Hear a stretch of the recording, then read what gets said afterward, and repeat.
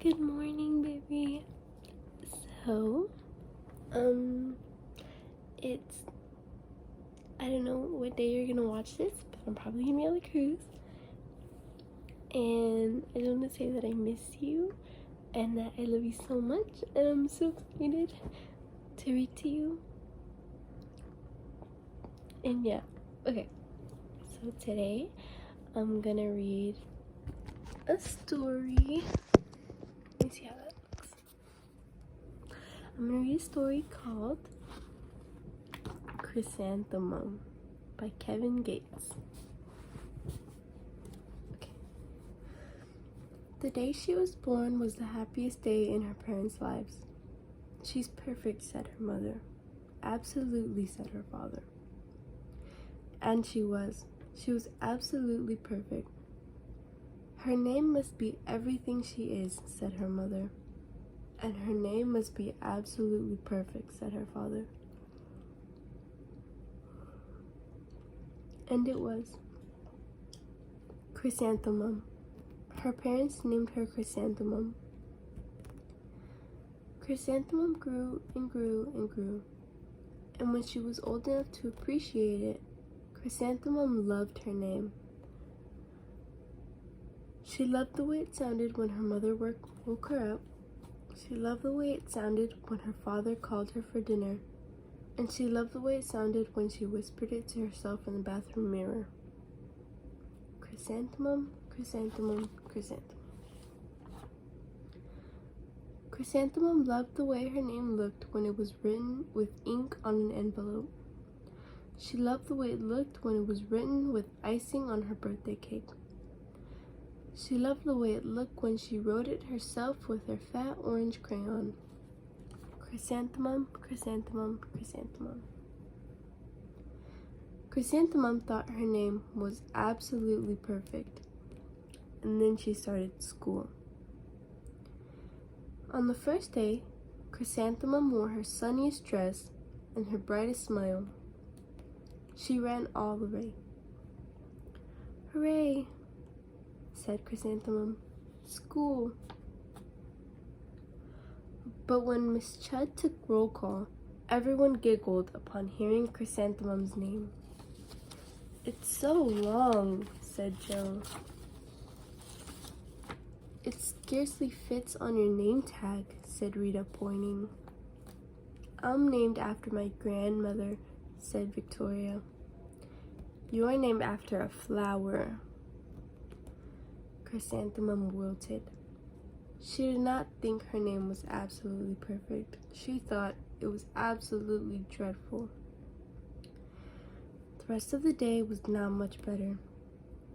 During nap time, Victoria raised her hand and informed Miss Chud that Chrysanthemum's name was spelled with 13 letters. That's exactly half as many letters as there are in the entire alphabet, Victoria explained. Thank you for sharing that with us, Victoria, said Miss Chud. Now put your head down. If I had a name like yours, I'd change it, Victoria said as the students lined up to go home. I wish I could, thought Chrysanthemum miserably. Welcome home, said her mother. Welcome home, said her father. School is no place for me, said Chrysanthemum. My name is too long.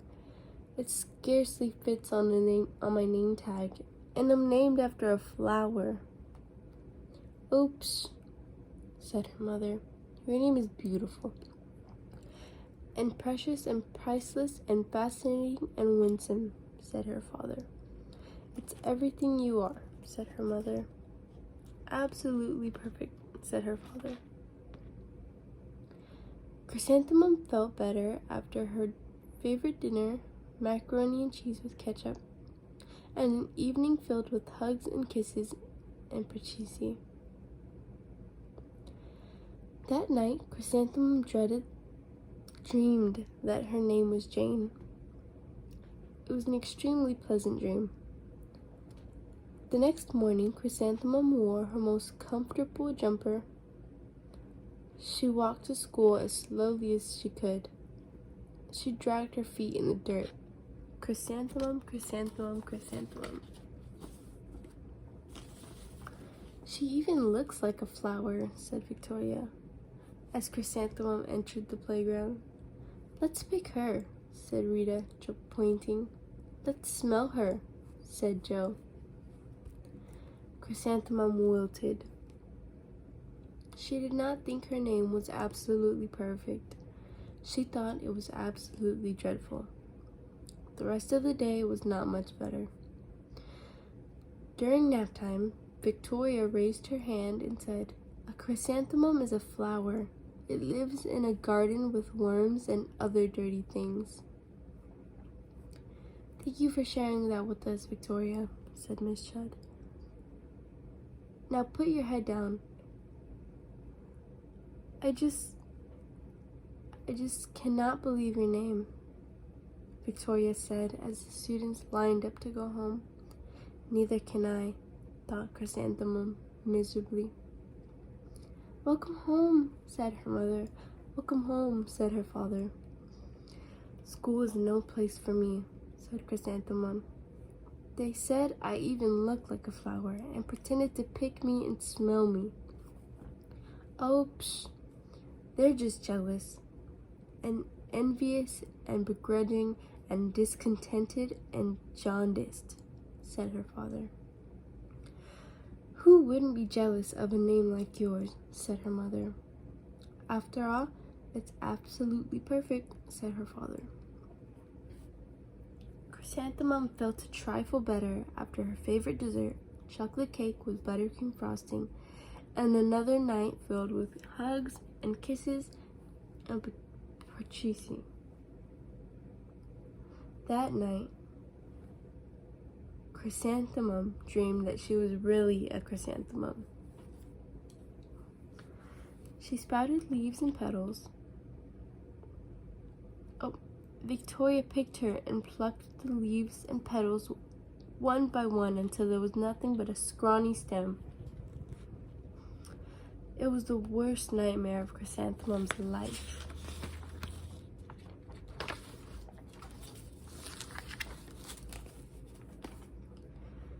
Chrysanthemum wore her outfit with 7 pockets the next morning.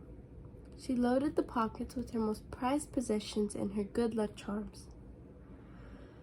Chrysanthemum took the longest possible route to school. She stopped and stared at each and every flower. "Chrysanthemum, chrysanthemum, chrysanthemum," the flowers seemed to say. That morning, the students were introduced to Mrs. Twinkle, the music teacher. Her voice was like something out of a dream, as was everything else about her. The students were speechless. They thought Miss Twinkle was an indescribable wonder. They went out of their way to make a nice impression. Mrs. Twinkle led the students in scales. Then she assigned roles for the class musical. Victoria was chosen for the dainty fairy queen. Rita was chosen for the spiffy butterfly princess. Joe was chosen as the all-important pixie messenger, and Chrysanthemum was chosen as a daisy. "Chrysanthemum's a daisy, chrysanthemum's a daisy," Rita, Joe, and Victoria chanted, thinking it was wildly funny. Chrysanthemum wilted. She did not think her name was absolutely perfect. She thought it was absolutely dreadful. "What's so humorous?" asked Miss Twinkle. "Chrysanthemum," was the answer. "Her name is so long," said Joe. "It scarcely fits on her name tag," said Rita, pointing. "I'm named after my grandmother," said Victoria. "She's named after a flower." "My name is long," said Mrs. Twinkle. It is?" said Joe.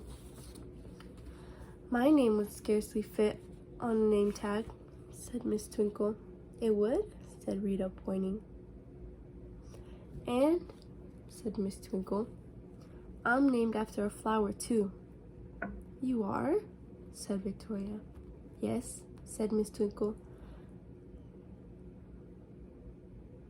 "My name is Delphinium Twinkle. And if my baby is a girl, I'm considering Chrysanthemum as a name. I think it's absolutely perfect." Chrysanthemum could scarcely believe her ears. She blushed, she bleamed, and she bloomed. Chrysanthemum, Chrysanthemum, Chrysanthemum. Joe, Rita, and Victoria looked at Chrysanthemum longingly. "Call me Marigold," said Joe. "I'm Carnation," said Rita, pointing. "My name is Lily of the Valley," said Victoria. Chrysanthemum did not think her name was absolutely perfect. She knew it. Overall, the end. And then here's an epilogue. It says, overall, the class musical was a huge success. Chrysanthemum was absolutely perfect as a daisy. Victoria made the only mistake. She completely forgot her lines as the dainty fairy queen, and Chrysanthemum thought it was wildly funny. And she giggled throughout the entire dance of flowers. Eventually, Mrs. Twinkle gave birth to a healthy baby girl, and of course she named her Chrysanthemum. The end. Okay, so that was the end of the story. Just wanted to tell you that I love you so much and that I miss you, and there's only not even more than a week until we can talk again. And yeah, I love you, baby.